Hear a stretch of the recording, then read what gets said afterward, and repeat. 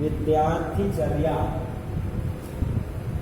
विद्यार्थियों के द्वारा किया जाने वाला आवश्यक आचरण विद्यार्थीचर्या कहलाती है। विद्यार्थियों को क्या क्या आचरण आवश्यक है, किससे विद्यार्थियों का विद्यार्थी काल सफल हो, विद्यार्थी द्वारा अपनाया जाने वाला आचरण, विद्यार्थी द्वारा किया जाने वाला आवश्यक आचरण, ये विद्यार्थीचर्या कहलाता है। इस श्लोक के माध्यम से ये आप तक पहुंचाने का प्रयास विद्वानों ने किया कि विद्यार्थी क्या आचरण करें। ब्राह्मे मुहूर्ते बुद्धयेत धर्मार्थौ चानुचिन्तयेत काय क्लेशांश्च तत्मूलान् वेद तत्त्वार्थमेव च। ब्राह्मे मुहूर्ते बुद्धयेत, यानी ब्रह्म मुहूर्त में जगना चाहिए, यानी सुबह ब्रह्म मुहूर्त में उठ जाना चाहिए। धर्मार्थौ च अनुचिन्तयेत, और धर्म और अर्थ पर चिंतन करना चाहिए, यानी हमारा कार्य धर्म के प्रति प्रथम और तत्पश्चात जीवन में अर्थागम किस ढंग से होगा, न्यायिक अर्थागम या अन्यायिक अर्थागम, तो इसका भी चिंतन किया जाना चाहिए। काय क्लेशांश, उसके बाद शरीर के कष्ट, शरीर को, क्योंकि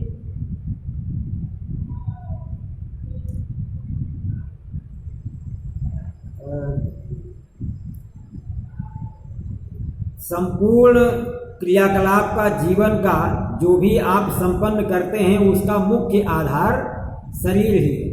तो शरीर के कष्ट पर और उसके कारण पर तत्मूलान काय क्लेश, यानी शरीर का कष्ट क्यों आता है, उसका कारण क्या होता है, इस पर अगर चिंतन किया जाए विद्यार्थियों द्वारा तो उनके शरीर पर बहुत से ऐसे कष्ट हैं, रोग हैं, बीमारियां हैं जो नहीं आएंगी।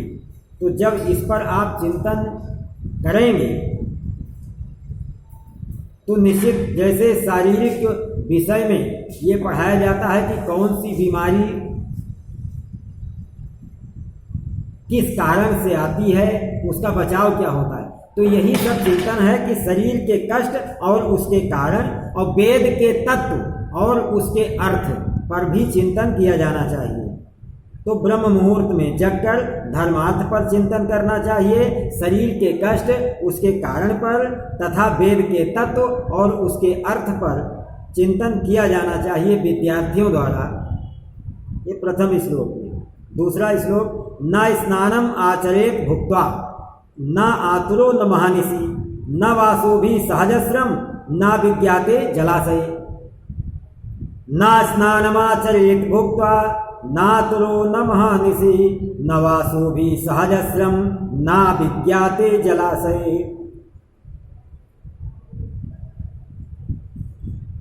भुक्त्वा स्नानम न आचरेत, ये विद्यार्थियों के लिए तो विशेषकर, लेकिन विद्यार्थी ही जो आचरण जीवन में, अपने विद्यार्थी जीवन में जो आचरण किया जाता है वही जीवन भर अभ्यस्त हो जाती है, शरीर अभ्यस्त हो जाता है, मस्तिष्क संपूर्ण सदाचरण सीखने का विद्यार्थी जीवन ही मुख्य कालखंड होता है। यानी हम विद्यार्थी जीवन में जो हैबिट बना लेते हैं वही जीवन भर चलता है। तो इसमें विद्यार्थियों के लिए विशेष बताया गया कि भुक्त्वा स्नानम न आचरेत, भोजन करके स्नान नहीं करना चाहिए, क्योंकि शरीर में गर्मी, शरीर गर्म हो जाती है भोजन करने पर, और उसके बाद अगर शरीर को आप ठंडा करते हैं तो फिर गर्म तवे पर पानी डालने जैसा ही स्थिति शरीर की होती है।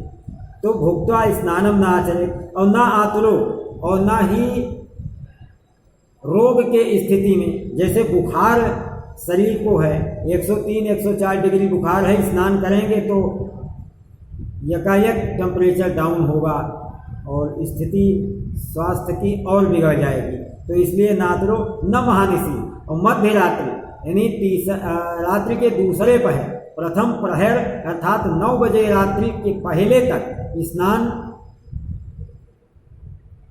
उचित हो सकता है नहीं, उचित हो सकता है, लेकिन महानिशी का मतलब है मध्य रात्रि, और मध्य रात्रि ये 9 बजे से 12 बजे तक के ही समय को द्वितीय याम जो दूसरा चरण होता है रात्रि का, जो रात्रि 4 याम में होती है, तो दूसरा याम 9 से 12 के बीच में ही स्नान नहीं करना चाहिए। स्नान करने का रात्रि का अंतिम प्रहर उपयोगी होता है, यानी 3 बजे से और सुबह 6 बजे तक।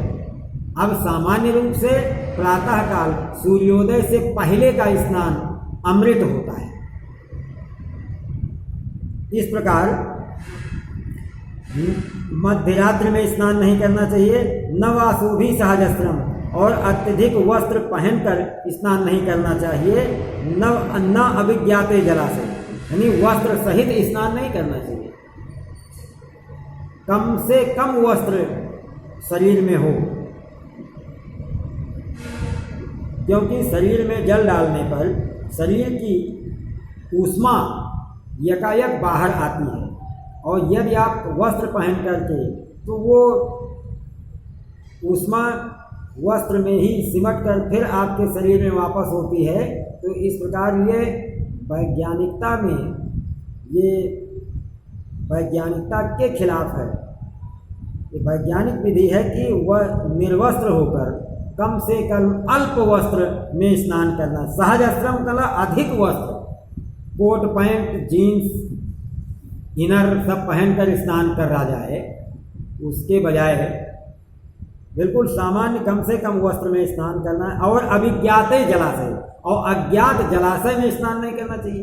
अब अज्ञात और विज्ञात से क्या मतलब है अज्ञात जलाशय में कितनी गहराई कहाँ है आपको कुछ पता नहीं, तो इसलिए ये विद्यार्थियों के लिए अभ्यास में लाए जाने वाले नियम ये जीवन भर अपनाया जाने के लिए है तो केवल विद्यार्थियों के लिए, लेकिन विद्यार्थी जीवन से ही हर व्यक्ति को, हर जो भी मानव है उसका कोई ना कोई कालखंड रहा है जो विद्यार्थी रहा है, उसमें अपनाए जाने वाला नियम, और वही नियम आगे पूरे जीवन चलता है।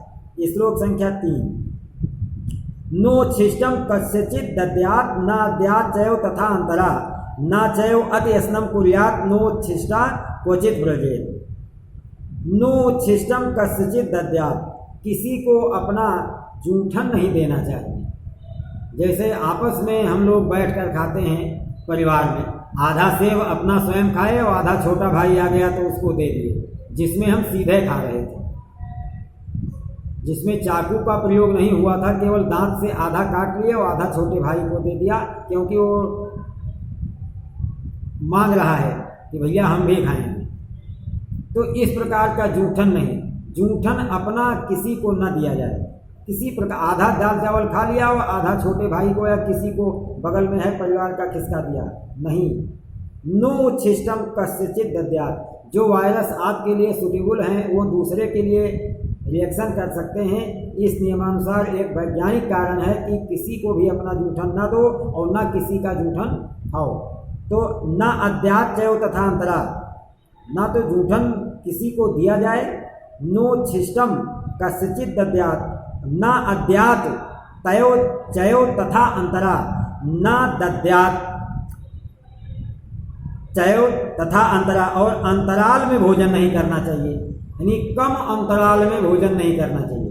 भोजन का भी दिन का दूसरा प्रहर यानी 9 से 12 और रात्रि का प्रथम प्रहर अर्थात दिन डूबने से 9 बजे के बीच में दूसरा भोजन, ये भोजन का आयुर्वेदीय नुस्खा है। भोजन करने का नियम दिन का द्वितीय प्रहर और रात्रि का प्रथम प्रहर।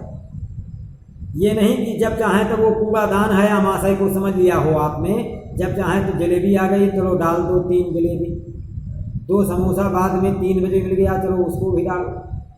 तो भोजन और बीच में तरल पदार्थ, जल है, दूध है, दही है, तक्रम है, ये सब तो होगा, लेकिन नियमानुसार केवल प्रथम योगी और द्वितीय भोगी और तृतीय रोगी, इस प्रकार के भोजन करने के नियम बताए गए हैं। दिन में 24 घंटे में एक बार भोजन करने वाला योगी होता है।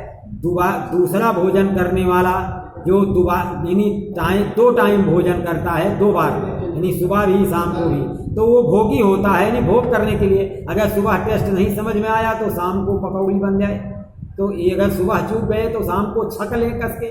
तो इस प्रकार से तो एक ही बार जो भोजन मिल गया कर लिया उसी में संतुष्ट हैं वो योगी, और 2 बार जो किया वो भोगी, यानी जो सुबह गड़बड़ हुआ तो शाम को मज़ा आ गया। तो इस प्रकार वो भोग के दृष्टि से जो खाता है 2 बार, और जो 3 बार तो फिर रोगी, कहीं ना कहीं वो रोग या तो होगा और या तो हो जाएगा। तो इसलिए ये अद्यात चैव तथा अंतराल, यानी अर्थात अंतराल में भोजन नहीं करना चाहिए। न अद्यात चैव तथा अंतराल, न अद्यात चैव तथा अंतराल, न चैव अति स्नम कुर्यात्, और न ही अत्यधिक भोजन करना चाहिए। अति स्नम कुर्यात् का मतलब है आधे पेट भोजन करना। अगर आप 4 रोटी पेट भर खाते हैं, 4 रोटी में पेट भरता है, तो 2 रोटी आपको खाना है और 1 रोटी पानी के लिए आमाशय में जगह छोड़ना है और 1 वायु के लिए। ये 2, यानी आप 50% भोजन करें, आधा पेट भोजन करें, यही अति न चैव अति स्नम कुर्यात्। और नो छिष्टा क्वचित ब्रजेत, और झूठे मुख कहीं नहीं जाना चाहिए का मतलब है कि आप भोजन कर रहे हैं, कोई दरवाज़ा खटखटाया तो आप मुंह में ले लिया है गिलास और जा रहे हैं पूछते हुए, दरवाज़ा खोला और फिर आकर खाने लगे। यानी भोजन करना और भजन करना ये दोनों बिल्कुल एक है। आत्मा को भजन चाहिए और शरीर को भोजन चाहिए, और दोनों का भजन है ये। तो इस प्रकार से नो उच्छिष्टा क्वचित ब्रजेत, झूठे मुख कहीं नहीं जाना चाहिए।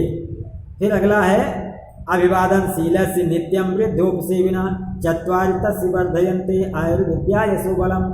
अभिवादनशील अर्थात विनम्र स्वभाव वाले व्यक्ति का यह निश्चित रूप से 4 चीज़ें बढ़ती हैं, आयु, विद्या, यश और बल। इसमें एक और टीका किया जा सकता है, अभिवादनशील तो कैसे, और वृद्धोपसेविनः तो कैसे। अर्थात 1 घंटे हम विनम्र रहें और बाकी 23 घंटे अविनम्र रहें, कोई मतलब नहीं। 1 गिलास किसी वृद्ध को हम जलपान करा दें, पानी पिला दें और फिर उसका एक कहना न माने, इसके लिए नित्यम शब्द का प्रयोग हुआ है।